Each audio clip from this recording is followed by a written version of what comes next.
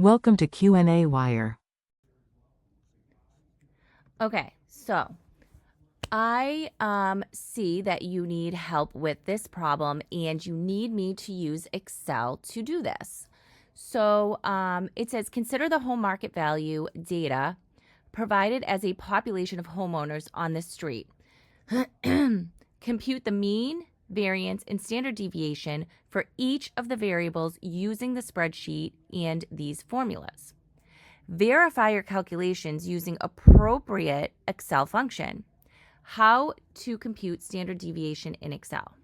So to compute the standard deviation in Excel, so the standard deviation, okay, this is how I do it. I'm going to put my cursor here, and I'm going to do the market value of the houses first.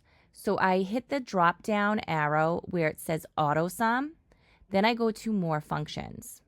Then I've used standard deviation of the sample quite a few times. So mine's under the most recently used, but you can also search for it up here. Just type in stdev.s and it will pop up.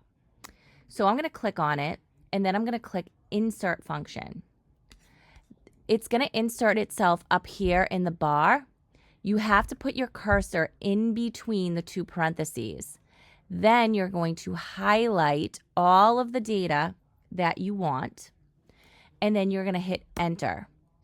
Then, so that's the standard deviation. Then you can drag, put your cursor over this and see that little box. You can drag it over and it'll calculate the standard deviation now for square feet and for house age. Okay. You can also find, you didn't ask for me to do this, but for the mean, all you do, so I'm going to find the mean of the market value.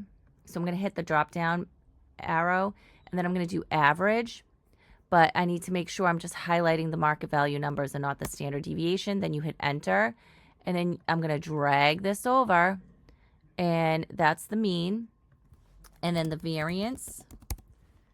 The variance, I'm going to put my cursor underneath the market value. And again, I've used variance quite a bit. So mine's here, but all you do is in the formula builder, you just type in var.s and then you click insert function. But then I have to highlight the blue information here. And then I highlight this information. And then I'm going to drag this over. And that's it. So I hope that this video does help you. This is the middle school math teacher signing out.